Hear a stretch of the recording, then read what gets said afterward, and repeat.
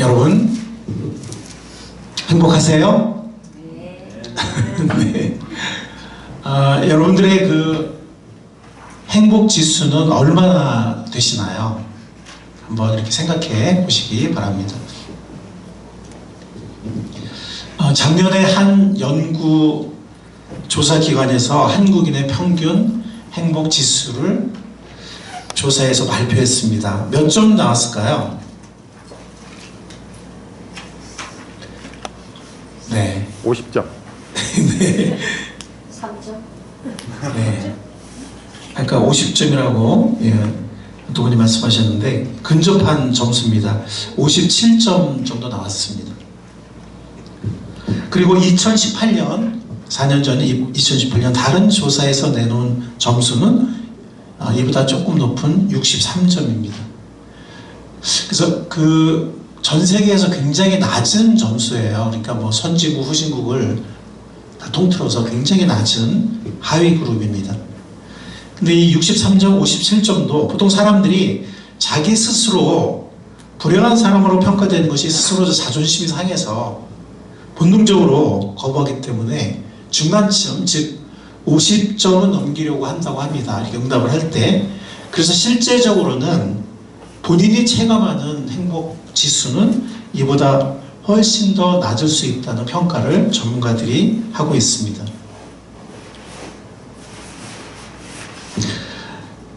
러시아의 대문호 톨스토이의 인생이란 무엇인가라는 그런 책이 있는데 여러분들 한번 이렇게 들어보셨을 겁니다. 인생이란 무엇인가. 그 책에 보면은 이런 얘기가 나와요. 어떤 나그네가 광야를 지나가다가 갑자기 사자를 만나게 되었습니다. 그만 정신없이 도망치다가 사자가 막 계속 쫓아오는 거예요. 사자가 빠를까요? 사람이 빠를까요? 거의 쫓아온 거예요. 그래서 막 급해가지고 보니까 우물이 있어가지고 우물 속으로 들어갔는데 이 밑에 보니까 막 독사가 있는 거예요. 물이 없는 그 메마른 우물이었는데 독사가 있는 거예요. 근데 막 뒤에서는 누가 쫓아와요? 사자가 막 쫓아가는 거예요. 그래가지고 일단 들어갔어요. 안 그러면 사자에 물리니까. 근데 이제 밑으로 내려가지 못하고 중간에 다행히 보니까 우물 안에 돌틈에서 자라난 관목 가지, 관목이 있었어요. 그 가지를 붙잡고 매달리게 되었습니다. 돌도 막 붙잡고 관목을 붙잡고. 근데 막 위에서 막 으르렁 대는 소리가 나는 거예요. 위로 보니까 사자가 아직도 안 가고 막 으르렁 대고 있어요. 인생의 끊임없는 위기를 상징하는 상징이라고 이제 그 문학 비평가들이 얘기를 합니다. 아래를 내려다보니까 뭐가 있다고요? 네, 독사가 막 우글거리고 있어요. 이건 죽음의 위기. 그런데 어딘가 보니까 사각 한 소리가 들리는 거예요. 무슨 소리일까요? 쥐가. 네. 흰 쥐 한 마리와 검은 쥐 한 마리가 번갈아 가면서 그 가지를 갉아먹고 있는 거예요. 이 흰 쥐와 검은 쥐를 문학 평론가들은 이제 밤과 낮의 세월을 말한다고 이렇게 봅니다. 그런데 그러니까 막 이 갉아먹다 보면 언젠가 끊어질까요? 안 끊어질까요? 그러다 보면 밑으로 떨어지면 죽게 되는 거죠. 죽음이 찾아오게 되는 거죠. 그런데 그 상황 속에서 그 순간에 어디서인지 모르겠지만 향긋한 냄새가 나는 거예요. 보니까 거기 그 돌 사이에 벌집이 있는데, 그러니까 벌이 거기 살고 있는 거예요. 네, 거기 그 벌통에 있는 꿀이 그 나뭇가지를 타고 이렇게 한 방울씩 똑똑 떨어지는 거예요. 그래서 그 꿀을 이렇게 받아 먹어봤는데 너무 맛있는 거예요. 꿀이 너무 단 거예요. 그 순간 그는 이렇게 말합니다. 세상에나 이렇게 맛있는 꿀을 처음 먹어봤다. 진짜 맛있다. 행복해. 하고 감탄하면서 그 순간 행복해 합니다. 그 달콤한 꿀 몇 방울에. 톨스토이는 말합니다. 이것이 인생이다. 이것이 인간이 말하는 행복이다 라고 톨스토이는 말합니다. 우리가 느끼는 행복, 우리가 그토록 간절히 추구하는 행복도 겨우 이 야생 꿀맛 정도가 주는 행복이 혹시 아닌지요. 수없이 찾아오는 인생의 위기, 사자의 위협이죠. 죽음이 주는 두려움, 뱀의 위협이죠. 이 근본적인 문제를 해결하지 못하고 그냥 그저 한순간 주어지는 달콤한 꿀맛, 그 꿀맛에서 행복이 있다 없다를 두고 아웅다웅하면서 싸우면서 살고 있는 것은 아닐까요? 우리는 이렇게 생각합니다. 내가 어떤 꿀통을 얻으면 난 진짜 행복할 것 같은데, 네, 이렇게 생각합니다. 그래서 뭐 좋은 아파트라든가 뭐 최신형 세단이라든가 어떤 빨리 돈을 버는 거, 예, 그래서 부동산을 좀 이렇게 얻고 재산을 증식하고 빨리 돈을 버는 거, 예, 이런 꿀통을 얻으면 나 진짜 너무 달콤하고 내 인생 너무 행복할 것 같은데, 이런 꿀통을 열망하는 사람들도 있습니다.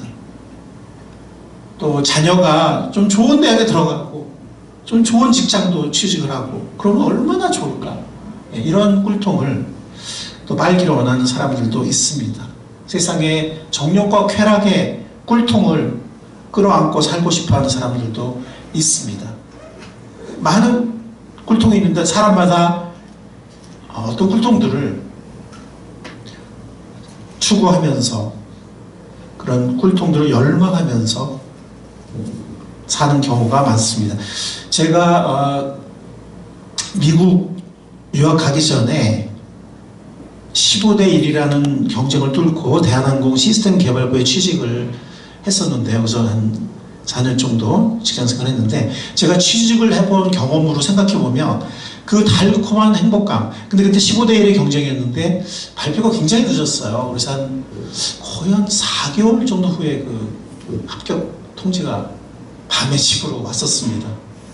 뭐 다른 직장도 그런지 모르겠는데 어쨌든 그랬어요. 그래서 굉장히 오래 기다렸어요. 그러다 보니까 그 합격이 되고 취직이 됐을 때 굉장히 행복했거든요. 근데 그 행복감, 그 달콤한 행복감이 한 몇 달 정도 간 것 같아요. 그리고 제가 미국 유학 비자를 받고 미국에 가서 공부하게 되었을 때, 그때는 한 6개월? 한 8개월 정도의 큰 행복감이, 어떤 자유로움과 큰 행복감이, 감사함이 있었던 것 같습니다. 여러분, 결혼을 하면 이런 꿈 같은 행복감이 얼마나 지속이 될까요? 2년? 네. 3년? 네, 저도 한 2년? 한 1, 2년 정도 가는 것 같습니다. 그렇다고 제가 지금 행복하지 않다는 얘기는 아니에요. 말 조심해야 될 것 같은데. 지금도 너무 좋습니다. 정말 이렇게 하나님 다음으로 인생의 파트너죠. 가장 좋은 친구고, 너무 참 모든 것들을 함께 하면서 너무 참 좋습니다. 지금도. 조금 작은 아파트에 사시는 분의 소원은 50평, 100평 소용없으니까 그냥 딱 33평만 살았으면 좋겠다. 네, 그렇게 말한다고 합니다. 그래서 33평 아파트, 그걸 내 아파트로 이렇게 만드는 거. 그래서 그런 집에 사는 사람들 볼 때마다 부러움과 좌절감으로 불행을 느낍니다. 마침내 고생고생해서 33평을 얻었습니다. 행복했습니다. 얼마간이나 그것을 행복으로 느낄 수 있을까요? 오래지 않아 다시 50평 아파트 앞에서 전에 느꼈던 부러움과 좌절감을, 그 불행이 다시 찾아올 것입니다. 그리고 50평 아파트에 사는 사람은 또 더 큰 아파트, 더 좋은 아파트, 더 좋은 지역, 강남이나 한강변 아파트에 사는 사람들 앞에 다시 주눅이 들고 부러워할지 모릅니다. 아니, 많은 사람들은 저축해서 아파트를 사는 것이 너무 힘들다, 거의 불가능하다고 생각을 해서 주식이나 가상화폐에 단기 투기를 하기도 합니다. 빨리 쉽게 돈 벌기 원하는 거죠. 그러다가 불행해진 사람들이 너무나 많습니다. 성경은 우리에게 이렇게 말합니다. 그러나 부자가 되기를 원하는 사람은 유혹과 올무와 여러가지 어리석고도 해로운 욕심에 떨어집니다. 이런 것들은 사람을 파멸과 멸망에 빠뜨립니다. 돈을 사랑하는 것이 모든 악의 뿌리입니다. 돈을 줬다가 믿음에서 떠나 헤매기도 하고 많은 고통을 겪기도 한 사람이 더러 있습니다. 디모데전서, 이걸 잘못했나요? 디모데전서예요. 디모데전서 6장 9절 10절에 있는 말씀입니다. 그렇다고 성경이 뭐 부자 되는 걸 성경이 뭐 반대하고 뭐 그런 건 아니에요. 그래서 역사를 봐도 지금도 그렇고요. 지금도 전 세계적으로 엄청난 갑부들 있죠. 대부분 크리스찬이거든요. 여러분들이 아시는지 모르겠지만 지금 전 세계에서 엄청난 갑부들, 역사상 최고 갑부였던 한국말로 락펠러라고 그러는데 원래는 락커펠러라는, 지금도 뭐 빌딩 있고 재단 있고 그러죠. 뭐 지금 갑부들이 있지만 그 총액을 따지면 아직도 그 락펠러를 넘어서지 못해요. 그 사람도 정말 독실한 크리스천이었죠. 그러니까 근데 그 물질을 정말 이렇게 잘 썼어요. 하나님께 받은 청지기를 잘 썼습니다. 그 성경이 부자가 되는 거 혹은 부를 나쁘다고 보고 이렇게 꼭 적대하는 것이 아니라 뭐가 문제냐면 부자가 되기를 욕심을 내고 너무 집착하고 할 때 사람이 이런 파멸과 멸망에 빠진 경우가 많다는 것입니다. 유혹을 받게 되고 올매에 빠지게 되고 이렇게 되기가 쉽다는 것입니다. 여기 나오잖아요. 돈을 많이 벌어서 잘 쓰는 거, 그런 사람들 많이 필요하고 또 그런 사람들 많이 있어요. 그게 아니라 돈을 너무 사랑하는 거예요. 돈의 노예가 되는 거예요. 그걸 말하는 거예요. 그게 모든 악의 뿌리라는 것입니다. 그럼 돈 많은 재벌의 삶은 행복할까요? 한번 여러분들 아시죠? 여러분들이 뉴스에 봐서 아시겠지만 그들의 세계에서는 형제자매 뭐 이런 것도 없는 것 같아요.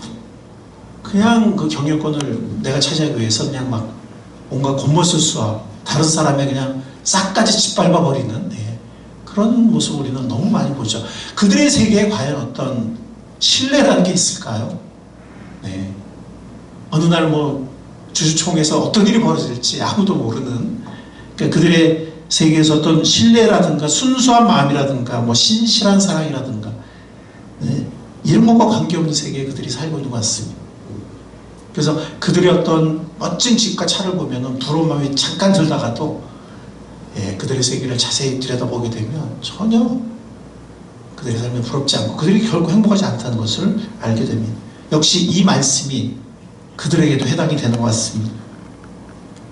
자녀를 통해서 내 꿈이 이루어지는 것, 자녀가 잘 되어 공부도 잘하고 좋은 대학에도 들어가고 정말 이렇게 훌륭하게 멋지게 잘 커주는 것, 많은 부모들이 이런 꿀통을 열심히 찾고 있습니다. 일단 그런데요, 그게 참 쉬울까요? 어려울까요? 그게 쉽지가 않죠. 그죠? 일단 그런 꿀통을 얻기가 힘듭니다. 너무 기대가 클 때 실망도 큰 거죠. 그리고 잘못하면 아이들을 너무 닥달하고 아이들이 너무 힘들어질 수가 있습니다. 그러다 보면 부모 자녀 사이가 깨질 수도 있습니다. 제 주위에 그런 가정들 적지 않게 보았습니다.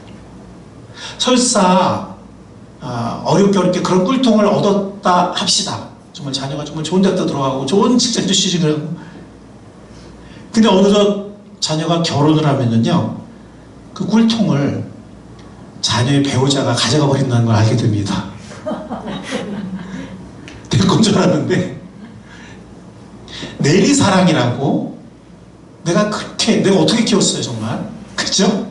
내가 널 어떻게 키웠는데, 이게 모든 부모들이 하는 말이거든요. 자녀가 그거 알까요, 모를까요? 몰라요. 아무 기억이 없어요. 자녀가 어렸을 때 내가 얼마나 고생하고 얘를 어떻게 애지중지하고 얼마나 정말 내가 희생하고 자녀 잘 몰라요. 어느 정도는 알죠. 이제 커서 어느 정도는 알지만 결혼하잖아요. 애 낳잖아요. 배우자 생기잖아요. 그러면 내리 사랑해. 위는 안 보여요. 지 사랑은 없다 그러잖아요. 예. 그냥 자기 배우자를 자기 자식들 어떻게 하면 잘해줄까 그 생각을 하지 부모 생각은 별로 안 합니다. 자녀도 내가 했던 어리석은 삶을 반복하는 거죠. 그리고 그 자녀도 언젠가 그런 걸 겪게 될 때 그때 가서 우리 부모가 좀 얼마나 귀한 분이었는지 그때는 부모가 이미 늙었거나 돌아가셨거나 돌아가시지 않으셨더라도 이미 너무 늙었거나 그런 경우가 너무 많아요. 누군가 말했듯 자녀는 아주 귀한 손님입니다. 잘 대접하다가 때가 되면 잘 보내야 합니다. 자녀를 통해서 내 인생의 꿀을 계속 내가 빨아들이겠다, 빨아먹겠다 하면 언젠가 그것이 쓰리 쓴 쑥이 될 수도 있습니다. 사람은 커다란 착각 하나가 있습니다. 그건 뭐냐면 내가 행복할 수 있는 그런 방법, 내가 행복할 수 있는 길을 내가 잘 알고 있어 라고 생각하는 겁니다. 그런데 여러분 인생의 모든 것을 다 경험해 본 구약의 전도서에 보면 솔로몬 왕이라는 엄청난 재산과 재물, 부귀영화, 보석들 그리고 왕이라는 그 당시에는 그 나라 강대국이었어요. 솔로몬 때는 그 엄청난 권세 그리고 세상 모든 사람보다 뛰어난 지혜 수많은 여인들 그러니까 이 세상에서 가질 수 있는 것만 다 가졌을 거예요. 예. 근데 그가 인생의 중년과 말년에 쓴 전도서라는 그걸 읽어보면 그런 모든 것들이 결코 그를 만족시키지 못했고 인생을 너무나 헛된지를 그가 말하고 있습니다. 알렉산더 대왕도 마찬가지죠. 그죠? 관에 자기 팔을 이렇게 구멍을 내서 자기 관에서 구멍을 자기 팔을 꺼내라고 했다고 하잖아요. 물론 그것은 전에 내려오는 전승 이야기지만 나도 이렇게 빈손으로 간다는 것을 세상 모든 사람들이 알게 하라 이렇게 얘기했다고 하잖아요. 여러분 우리는 하나님의 말씀을 잘 들어볼 필요가 있어요. 먼저 우리보다 살았던 지혜로운 사람들의 말과 무엇보다 하나님의 말씀을 잘 들어볼 필요가 있습니다. 구약성경 예레미야 말씀에 이런 말씀이 있어요. 자, 우리 다시 한번 읽어볼까요? 시작. 참으로 나의 백성이 두 가지 악을 저질렀다. 하나는 생수의 근원인 나를 버린 것이고 또 하나는 전혀 물이 고이지 않는 물이 새는 웅덩이를 파서 그것을 샘으로 삼은 것이다. 생수의 근원인 하나님을 등지고 내 맘대로 살면 행복할 거야, 내 맘대로 살 거야 이렇게 한 것과 물이 고이지 않는 물이 새는 웅덩이인데 그걸 모르고 그걸 파서 그것을 샘으로 생각하고 샘으로 삼은 것 이것이 내 백성이 저지른 두 가지 악이다 라고 하나님은 말씀하십니다.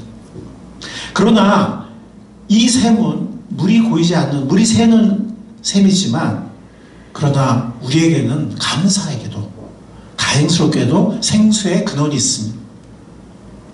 예수께서 말씀하셨다. 이 물을 마시는 사람은 다시 목마를 것이다. 아까 말한 여러 가지 꿀통이 있죠. 예, 다시 목마른다는 겁니다. 자, 한번 같이 읽어볼까요? 14절. 그러나 내가 주는 물을 마시는 사람은 영원히 목마르지 않을 것이다. 내가 주는 물은 그 사람 속에서 영생에 이르게 하는 샘물이 될 것이다. 영원히 목마르지 않는 샘물, 우리 속에서 영생에 이르는 샘물, 예수님이 우리에게 그런 샘물이 되십니다. 아멘. 예수님이 우리에게 시원한 생수가 되십니다. 고갈되지 않는 영원히 목마르지 않는 생수가 되십니다. 어떻게 그렇게 되시냐면 여러분들 우리가 하나님을 떠나서 내 마음대로 산 죄, 헛된 정욕과 욕망 가운데 욕심 가운데 내 귀한 삶을 낭비한 죄, 서로에게 무수한 상처를 준 죄, 악한 생각과 더러운 행동들, 그런 예수님은 이 모든 죄를 우리 대신 짊어지시고 우리의 모든 죄값을 십자가의 죽음으로 치러 주셨습니다. 왜냐하면 우리의 힘으로는 구원받을 수 없기 때문에, 우리의 힘으로는 이걸 해결할 수 없기 때문에. 그래서 내가 하나님을 등지고 살았던 나의 삶의 방향을 하나님께로 돌이키고, 그리고 예수님이 나를 사랑하셔서 나 대신에 나의 모든 죄값을 치르셨구나 하는 것을 인정하고 그분을 나의 구원자로 받아들이면, 창조주여 심판자이신 하나님은 우리의 모든 죄를 다 용서하십니다. 왜냐하면 예수님의 그 우리 죄를 위한 그 속죄의 피, 우리 죄의 값을 다 치른 것을 내가 믿음으로 받아들일 때 하나님은 그거를 나의 모든 죄를 용서하는 열쇠로 보시는 겁니다. 아멘. 그리고 우리에게 하나님의 자녀된 권세, 하나님의 자녀된 특권, 영원한 생명을 우리에게 주시겠다고 약속하셨습니다. 아멘. 이것이 바로 구원입니다. 이것이 죄와 영원한 멸망으로부터의 구원입니다. 이것이 바로 하나님의 사랑이고, 즉 자신의 성자, 자신의 외아들을 우리 발을 씻기는 그 섬김과 죽음의 자리에까지 내어주신, 우리가 자녀 기록은 많잖아요. 예. 전 옛날에는 왜 예수님이 우리 죄를 죽으셨는데 왜 예수님의 사랑 안 그러고 왜 하나님의 사랑이라고 그러지? 그 자신의 성자를 내어준 그 마음, 그 사랑, 그게 바로 하나님의 사랑이고, 그리고 우리에게 구원의 길을 열어주신 예수님의 은혜. 로마서에 보면 이렇게 말씀했습니다. 의인을 위해서라도 죽을 사람은 거의 없습니다. 누가 다른 사람 위해 죽겠어요, 그렇죠? 더욱이 선한 사람을 위해서라도 감히 죽을 사람은 드뭅니다. 그러나 선인도 아니고 의인도 아니고 죄인인데, 우리가 아직 죄인 됐을 때 그리스도께서 우리를 위하여 죽으셨습니다. 이래 하나님께서는 우리에 대한 자기의 사랑을 실증하셨습니다. 이 세상에는 정말 진정한 사랑이 메말라 있죠. 진정한 사랑을 찾기가 쉽지 않죠. 하나님이 우리를 사랑하십니다. 아멘. 하나님이 여러분을 사랑하십니다. 아멘. 그 부인할 수 없는 확실한 증거가, 확증이 바로 십자가입니다. 십자가까지 나아가신 예수님입니다. 그것이 바로 하나님의 여러분들을 한 분 한 분을, 여러분들을 사랑하신다는 확실한 증거입니다. 아멘. 예수님이 우리의 구원의 길이 되시고, 예수님이 우리에게 정말 이 세상에서 찾기 힘든, 예수님이 우리에게 진짜 사랑을 알게 하시는 분이십니다. 아멘. 예수님을 통해서 우리는 사랑이 무엇인지를, 하나님의 사랑이 무엇인지를, 그리고 사랑이란 것이 무엇인지를 우리는 알게 되는 것입니다.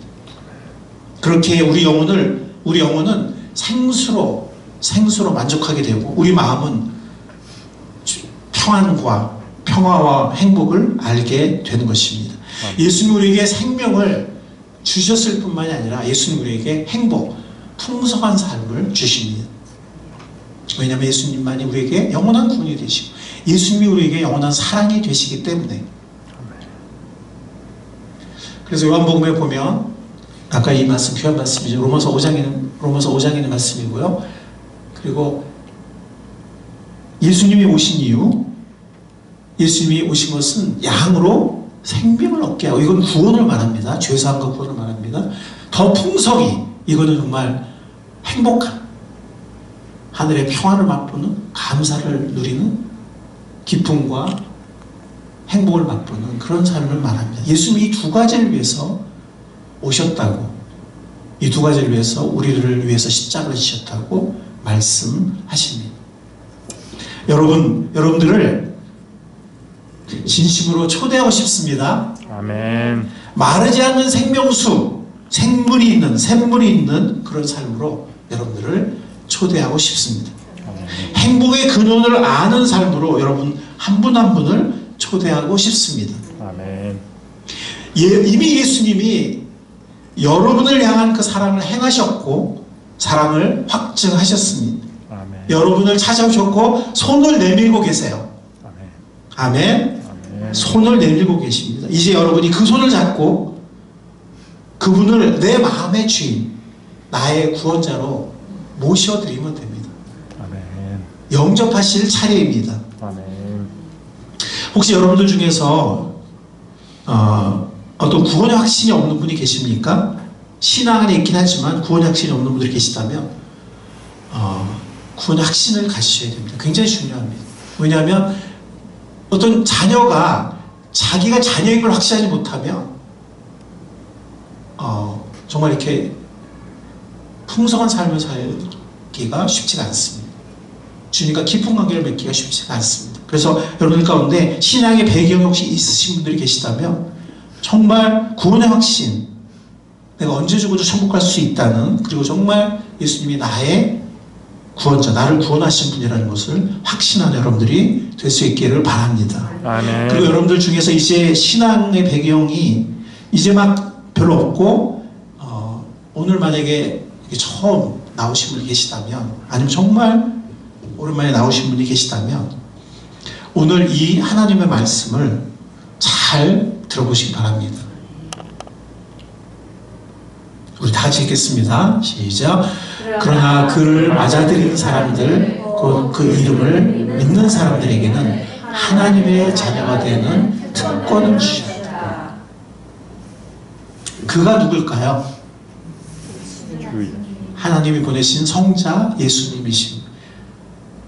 우리를 이 땅에서 우리와 함께 정말 많은 수고를 하시고 우리 발을 씻기시고 결국에는 우리의 모든, 우리가 해결할 수 없는 우리의 죄, 우리가 받을 수 없는 구원을 위해서 십자가에서 우리의 모든 죄값을 치르신 예수님, 그 예수님을 맞아들이는 사람들, 마음을 열고 맞아들이는 사람들, 곧 그 이름을 믿는 사람들, 예수님의 이름, 예수님의 이름이 예수잖아요. 그죠? 그 이름의 뜻이 뭘까요? 네, 예수라는 이름의 뜻은 구원자라는 뜻이에요. 그래서 그 이름 그대로 예수님을 뭐 4대 성인의 사람, 기독교의 창시자, 뭐 천재, 뭐 사기꾼 막 이런 식으로 믿으면 안 돼요. 구원받지 못해요. 이름 그대로 예수님은 구원자야. 나의 구원자야. 나를 사랑하시고 나를 위해 죽으신 분이야. 나를 위해 부활하신 분이야. 그 이름 그대로 나의 구원자라는 그 이름 그대로 믿고 그분을 마음속에 맞아들인 사람들, 영접한 사람들에게는 뭘 주신다고 했죠?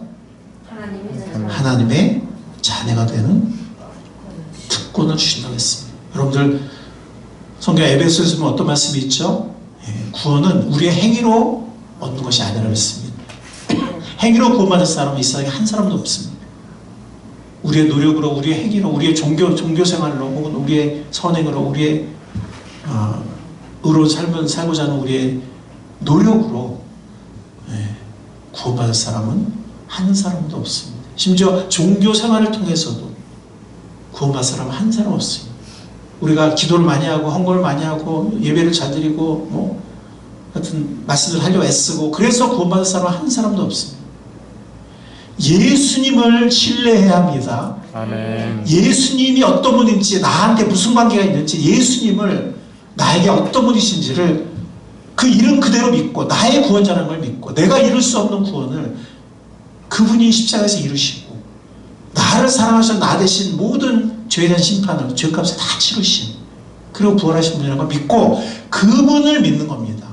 신앙생활을 통해서 구원받는 게 아니라 예수님을 믿고 예수님을 신뢰하고 그분의 이름을 믿고 그렇게 그분을 내 마음속에 맞아들이면 하나님은 그런 사람에게 하나님의 자녀가 되는 특권을, 권세를 주시겠다고 약속하셨습니다. 아멘. 하나님의 약속대로 하시겠죠? 아멘. 여기 앉은 모든 분들이 예수님을 그런 분으로, 나의 구원자로, 나의 사랑으로, 나를 사랑하신 분으로 영접하시고 모든 분들이 하나님의 자녀가 되시고 주님이 약속하신 풍성한 삶을 날마다 누리는 행복으로의 초대를 받아들이고 구원과 행복을 누리는 모든 분들이 되시기를, 우리를 사랑하시는 구원자, 여러분을 사랑하시는 주님 예수님의 이름으로 간절히 축원합니다. 아멘. 하나님 감사합니다. 오늘 우리에게 해피데이 귀한 예배를 허락해 주신 것 감사합니다. 아멘.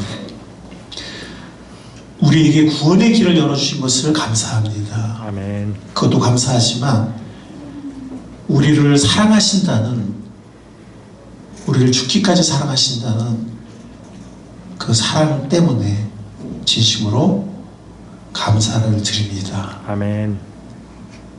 우리 모든 귀한 분들이, 우리 한 사람 한 사람이 이 하나님의 사랑을